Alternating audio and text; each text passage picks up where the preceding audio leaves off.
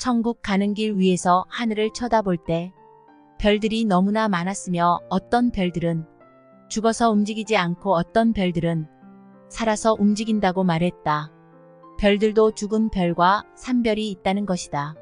어떤 별들은 젊은 별로서 얼마나 아름다운지 별 자체에서 나오는 광채가 아름답고 신비하기까지 보였으며 어떤 별들은 늙어서 힘없이 죽어가며 빛을 잃는다고 천사는 말했다. 나는 수없이 지나가는 별들을 보며 한없이 꿈에도 그리는 천국으로 가고 있는데 앞에 나와 같은 사람들이 천사들의 안내를 받으며 황금길 위로 가는 것이 많이 보였다. 너무나 반갑고 좋아서 따라가며 이야기하고 싶었는데 앞에 가는 사람들과 나와의 거리는 좁혀지지 않고 멀어지지도 않고 간격이 일정해서 대화할 수 없었다. 나는 또 입을 열어 천사에게 말하였다. 대 앞에 가는 저 사람들도 나와 같이 천국으로 가는 중입니까? 천사는 아니다. 앞에 가는 저 영혼들은 땅의 사람 박용규 목사와 같이 살아있는 사람으로 꿈 중에 천국을 구경 가는 사람이 아니고 땅에서 일생 동안 하나님과 예수님을 믿고 섬기며 성령님의 인도를 받아 순종하며 신앙생활 잘하다가 죽어 구원받은 영혼으로 천국으로 살러 가는 영혼들이다. 땅의 사람 박용규 목사는 산 사람으로 꿈에서 가고 저분들은 구원받은 영혼으로 가는 것이니 산 사람과 구원받은 영혼은 전혀 다르다. 땅의 사람 박용규 목사는 앞으로 죽어 구원받은 영혼으로 다시 천국에 가야 될 때가 있다. 내 하룻길을 왔다는 것이다. 천사는 눈을 뜨고 고개를 들어 저 멀리 보이는 큰 별을 보라. 저기 보이는 큰 별이 우리가 지금 가는 천국이다. 나는 그 별이 얼마나 큰지 함성을 지르며 이야, 크다. 천국이 저렇게 큰 것인가. 우리가 사는 지구보다 100배나 큰 것 같다. 혼자말로 짓거렸으나 두 천사는 아무 반응이 없었다. 내 말대로 천국은 그렇게 큰 곳인 모양이다. 그런데 그 앞에 보이는 저 별은 얼마나 강한 광채나 비춰오는지 그 강한 광채는 우리가 생각하는 빛이 아니고 신비롭기도 하고 황홀하기도 하고 입으로 표현할 수도 없고 글로 기록할 수도 없는 황홀경으로 빠져들어가는 광채였다. 나는 눈을 뜨고는 너무 눈이 부셔서 쳐다볼 수 없었고 쳐다보기에는 너무 떨리고 두려웠다. 천사가 내게 이렇게 말했다. 지금 우리는 곧 천국 문으로 들어가야 된다. 천국 찬송을 부를 때 천국 문이 열린다. 천국에는 구원받은 성도들이 들어오는 문이 12개가 있는데 지금 우리는 남쪽 문으로 들어오라는 명령을 받았다. 나는 갑자기 크게 천사에게 말했다. 천사님, 나는 지금 환자 올시다. 땅에서 교만하다가 하나님께 큰 매를 맞아서 온몸 병신이 되고 입으로는 한마디 말도 못하는 벙어리가 되고 기억력은 전혀 없어서 항상 좋아하던 찬송을 한 번도 못 부르는 처지이며 지금 천국 찬송을 부르자고 하는데 천국 찬송을 들은 적도 없고 불러본 적도 없습니다. 그런데 어찌 입으로 천국 찬송을 부릅니까?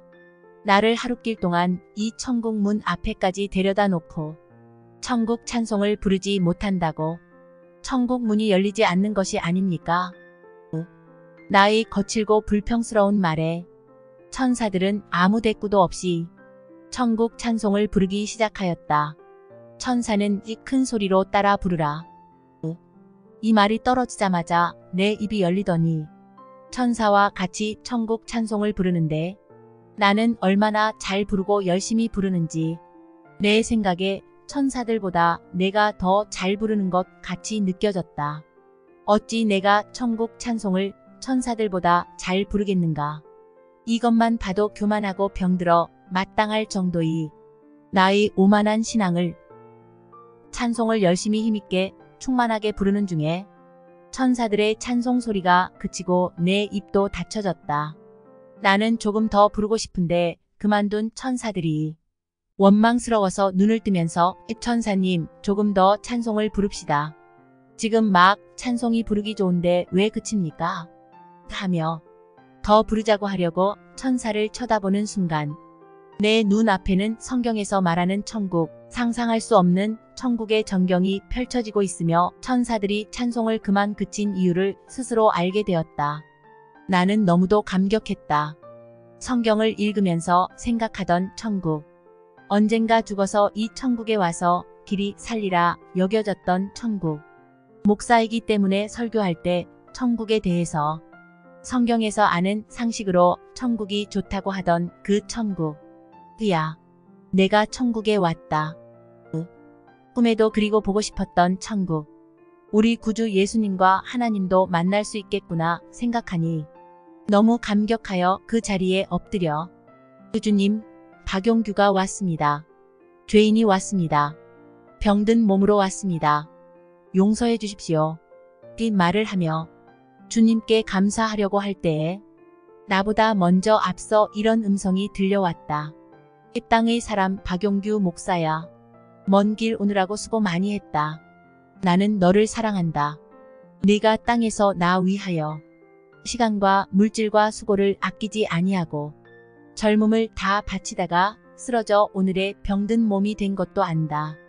그렇기 때문에 나는 너를 사랑하고 너에게 선물로 꿈을 꾸게 하여 천국과 지옥을 구경시키고 너는 땅에 내려가 건강한 몸으로 오래 살면서 나를 위해 내 일을 더 많이 하여 보고 들은 것을 가는데 마다 전파하고 지옥에 오는 저주받은 영혼이 하나라고 적게 하고 천국에 들어오는 구원받은 영혼이 많도록 하라.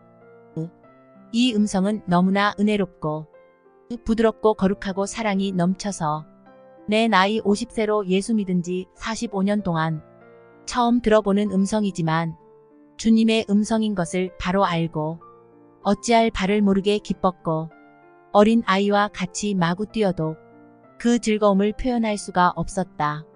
주님의 음성을 듣자마자 나는 이렇게 주님께 말했다. 주님, 감사합니다. 죄인이 왔습니다. 땅에서 한 일이 전혀 없습니다. 그렇기 때문에 저주를 받아 병신이 된 줄 압니다. 한없이 울며 흐느꼈다. 오른편에 선 천사가 나에게 책망을 했다. 이 땅에서 목사 생활을 했으면서 성경을 많이 읽었다고 하면 성경 중에 천국에는 눈물도 없고 근심도 없는 곳으로 알 터인데 왜 이렇게 우느냐. 나는 천사의 말을 듣자 더욱 슬피 울며 주님, 내가 주님을 얼마나 그리워하는지 아시지요? 큰 교회 목사로서 1부, 2부 주일날 설교할 때마다 예수님 얘기를 얼마나 한지 아시지요? 내가 꿈에서 깨서 천국에서 보고 들은 것을 전할 때 땅의 사람들 중에 너 주님 보았느냐고 물어보면은 음성만 들었지 모습은 못 봤다고 말해야 되겠는데 그때에 그 사람들이 나보고 거짓말장이라고 말하지 않겠습니까? 그런 거로 주님 부탁드립니다. 음성만 들려주지 마시고 주님의 모습을 보여주시옵소서. 이때 주님은 엄숙한 어조로 말씀하셨다. 이 땅의 사람 박용규 목사야. 내 말을 잘 들어라. 너는 죽어서 구원받은 영혼으로 여기 온 것이 아니고 산 사람으로 꿈중에 와 있다. 어찌 산 사람이 나의 모습과 하나님의 형상과 하나님이 계신 보좌를 볼 수가 있겠느냐. 나는 내게 보여주고 싶으나 이것이 영혼의 세계다. 네가 땅에 내려가서 나의 일을 하다가 구원받은 영혼으로 천국에 다시 와서 그때에 나와 더불어 살며 거룩하신 하나님도 뵙고 보좌에서 흘러나오는 하나님의 능력과 역사를 보며 영원토록 살아라. 너는 지금부터 두 천사를 따라 다니며 지옥으로 내려가서 지옥의 영혼들이 참혹한 광경을 샅샅이 보고 땅의 사람들이 죄를 지으면 죽은 다음 지옥에 와서 이렇게 참혹한 형벌을 세세토록 받는다고 전하며 또 지옥을 본 후 천국으로 와서 내가 보고 싶은 구원받은 영혼들이 천국에서 받은 상급을 보면서 땅에서 구원받는 영혼이 될 때까지 어떻게 신앙생활을 하고 어떻게 하나님을 공경하고 교회를 받들며 목사님들과 같이 즐겁고 기쁘게 신앙생활하여야 될 것인가를 전하다가 구원받아 가지고 와서 만나자. 너는 지금부터 먼 길을 떠나라. 내가 천국 문을 들어섰을 때 주님께서는 엄숙한 음성으로 5가지 질문을 하셨다. 주님께서는 질문하시기 전에 내게 너는 나의 질문에 진실하게 대답하라 하고 말씀하셨다. 또 말씀하시기를 내가 내게 질문을 하는 것은 몰라서 하는 것이 아니고 너의 진실을 한 번 더 알기 위함이라 고 하시는 것이다. 첫 번째 질문은 너는 땅에서 성경을 얼마나 읽었느냐? 하셨다. 나는 대답하기를 저는 성경 읽기를 좋아해서 많이 읽었으며 성경을 부분적으로 150번 읽은 적도 있습니다. 고 하였다.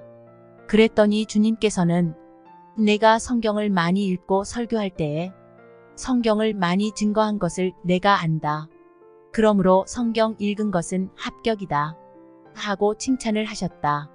두 번째 질문은 너는 헌금을 얼마나 했었느냐? 하셨다. 나는 요한복음 21장에 베드로가 주님의 질문에 대답했던 것처럼 주여 제가 헌금한 것을 주께서 아시나이다. 라고 대답하였다. 이때에 주님께서는 내 재산을 다 바쳐 헌금한 것을 내가 안다.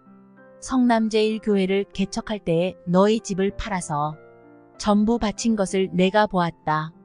그리고 어떤 때는 1년 동안 교회에서 생활비를 받지 않고 교회 건축에 힘쓴 것을 안다. 그러므로 내 상급이 헌금에 많이 쌓여 있다. 너는 천국에 대해서는 칭찬을 받을 만하다. 하시는 것이었다. 세 번째 질문은 너는 땅에서 전도를 얼마나 하였느냐? 하셨다. 나는 주께서 아시나이다. 하고 대답하였다. 주님께서는 내게 내가 오늘까지 교회를 섬기면서 세례를 준 사람이 26명이다. 너는 많은 사람에게 직접 간접으로 전도하고 세례를 주었으니 참으로 잘하였도다. 라고 하시는 것이었다. 이 사실은 나도 몰랐던 것이었다. 나중에 잠에서 깨어 성남제일교회와 평안교회에서 세례를 받은 명단을 살펴보았더니 26명이었다. 즉 이 숫자는 꿈에 천국에 올라갔을 때 주님께서 가르쳐 주신 숫자인 것이다. 네 번째 질문하시기를 너는 11조를 어떻게 하였느냐? 하셨다. 나는 주께서 아시나이다. 라고 대답하였다. 이때에 주님께서는 너는 11조보다 많은 11조를 한 때가 많다. 그런 거로 너의 자녀들이 복을 받아 땅에서 잘 될 것이다. 하고 칭찬하셨다. 이 말씀을 꿈에 천국에서 들은 후 나는 사남매가 1년 동안 다른 때보다도 주의 복을 많이 받는 것을 느낄 수 있었다. 이유는 꿈을 꾼 지 1년이 지난 1989년 1월 28일에 아들 성도가 결혼을 하여 3월 1일 날 이태리 로마로 유학을 가게 되었고 또 그곳에 있는 국립음악학교인 산타 체칠리아 음악학교의 입학시험에서 우수한 성적으로 합격하였고 며느리 최인영도 학교에 입학하는 경사가 생겼기 때문이다. 또 아들 성도에게 김평선 집사님께서 3년간 장학금을 주시겠다고 약속도 하셨다. 그리고 내가 쓰러진 후 대학에 실패한 성은이가 재수하여 건국대학교 사범대학 음악교육학과에 합격하였고 둘째 딸 성애는 보성여고에서 1등으로 졸업하고 이화여자대학교 사범대학 영어교육학과에 입학했다. 또 막내딸 성란이는 경기여고를 졸업하고 건국대학교 문과대학 히브리학과에 입학했다. 이렇게 주님께서 주신 말씀대로 자녀들이 잘 되는 복을 받고 있다. 다섯 번째로 질문하시기를 너는 기도 생활을 얼마나 하느냐? 하고 물으시는 것이었다. 나는 저의 기도 생활을 주께서 아시나이다. 하고 대답하였다. 그랬더니 주님께서는 내가 가난하고 병들고 어려울 때에는 열심히 기도하여 내가 사랑하였는데 이제 교회가 부흥되고 몸이 편안하고 땅에서 잘 사니까 기도에 게을리하고 있으니 기도에 대해서는 칭찬받을 수가 없다. 라고 하시며 꾸중을 하시는 것이었다. 너무도 부끄러워 나는 주님 앞에서 몸둘 바를 몰랐다. 나는 꿈에서 깨어난 후 다시는 책망을 듣지 않도록 전보다도 새벽에 일찍 일어나서 기도에 열심을 기울이고 있다. 이와 같이 나는 5가지 질문 중에서 4가지는 합격을 받았고 1가지는 불합격을 받았던 것이다. 이것이 내가 꿈에 천국에 가서 주님과 대화한 첫 번째 내용이다. 나는 그 후 3번 주의 음성을 짧게 들었지만은 모습은 보지 못하고 두 천사를 따라 무서운 지옥과 화려한 천국을 땅의 시간으로 한 3, 4일 동안 구경하고 꿈을 깬 것 같이 느껴졌다.